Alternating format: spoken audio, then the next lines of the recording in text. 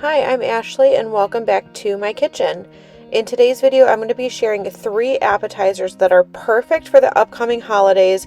You don't want to miss these. These are all must-make recipes that I know that your family will enjoy. The first recipe is for this Charleston Cheese Dip. And to start out with, I'm going to grate my cheese. The recipe calls for sharp cheddar cheese and Monterey Jack, but I went ahead and used pepper jack just for a little bit more flavor. It doesn't bring too much heat to it. This dip is not spicy. I mean, you can definitely make it spicy, but it was not too spicy at all. Then you want to go ahead and dice up a couple of green onions. I'm going to use all of the green part, and then I'm going to use most of the white. So the white part is going to have the sharper onion flavor, so it's really just personal preference. For this recipe, I wanted to put some of it in there, but I'm just finely mincing it so that way no one gets a big piece of the green onion. Now for the dip, the main ingredients are 1 stick of softened cream cheese and then a half a cup of mayo. And then to that, you're going to add in a little bit of cayenne pepper. Now I did read the comments for the recipe and a lot of people said that it wasn't too spicy, so I did a little bit more than a dash that it calls for, and went ahead and mix that well together before adding in the rest of the ingredients. So I'm going to go ahead and add in the cheese, the green onion, and then I'm going to give that a good mix before we're going to put it into our serving dish. Here you can see I'm taking off a little bit of cheese because my dog Chloe was in the kitchen and she loves cheddar cheese, so I wanted to give her a little bit since she was in the kitchen cooking with me today.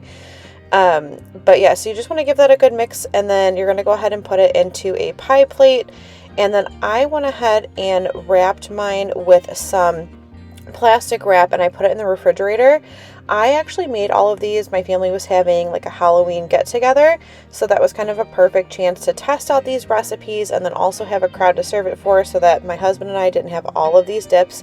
Even though they're amazing and we could eat them all, we shouldn't. So I wanted to test them out. It was a perfect opportunity, so I went ahead and made this ahead of time, which I love that. So you can make this ahead for any holiday party you have. Put it in your refrigerator. And then once you're ready to serve, you're just going to crush up some Ritz crackers on top. And then this is going to go into a 350-degree oven. Mine took about 25 minutes because I had refrigerated it.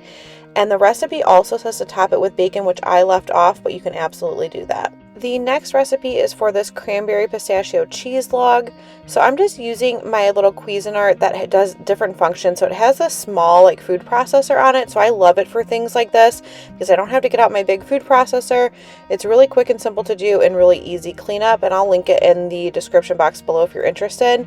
But to that, I'm going to add in my fresh cranberries and my pistachios. And you just want to give that a pulse until it kind of breaks them up. You don't want it too fine. Here I'm kind of showing you the texture there. But that's going to be like the main flavor profile for this cheese log. So for the base of it, you're going to add in half a block of softened cream cheese and then to that some goat cheese. And as always, I'll have these recipes linked in the description box below as well. And then to it, I'm going to add in some honey and then the different spices. So I'm going to add in ground ginger, ground cinnamon, salt, dried thyme, and dried rosemary, and then a little bit of pepper.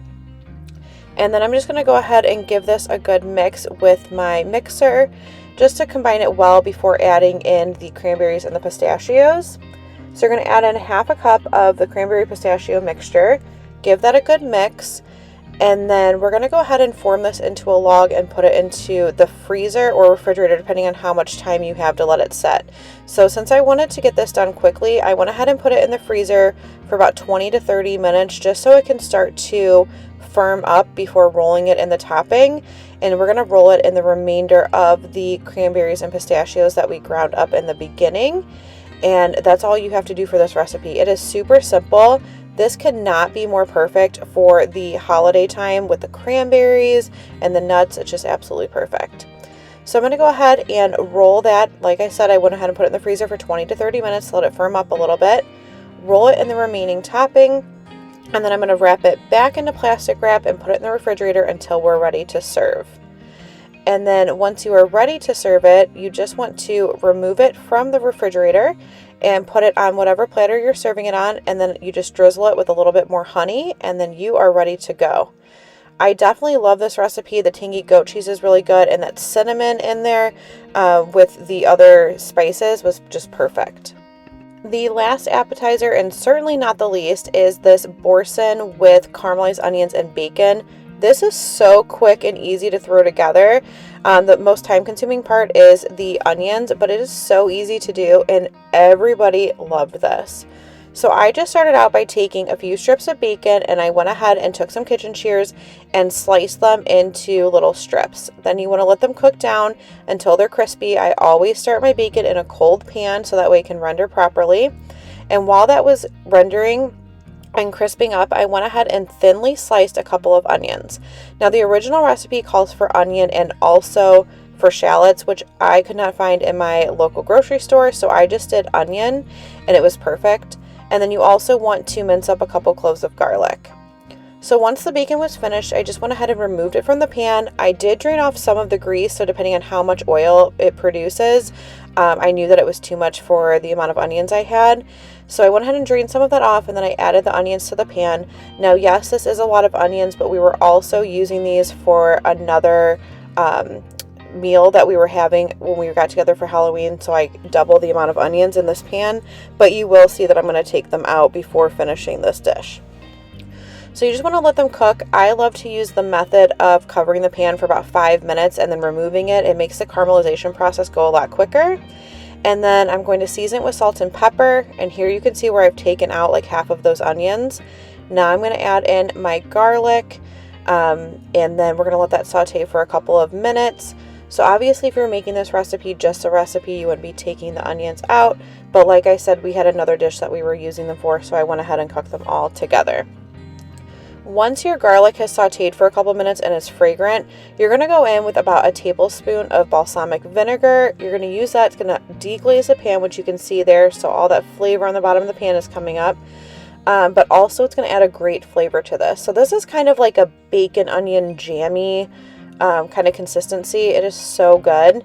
And now we're going to add the bacon back in and toss everything together. And then all you need to do is take a brick of Boursin cheese from your grocery store and put this on top. And I'm telling you, everyone will be asking you for this recipe. It is amazing. Well, I really hope that you enjoyed seeing these holiday appetizers. We really enjoyed them, like I said, with my family. If you haven't done so already, I would love for you to subscribe to my channel before you go, and I hope you have a wonderful day.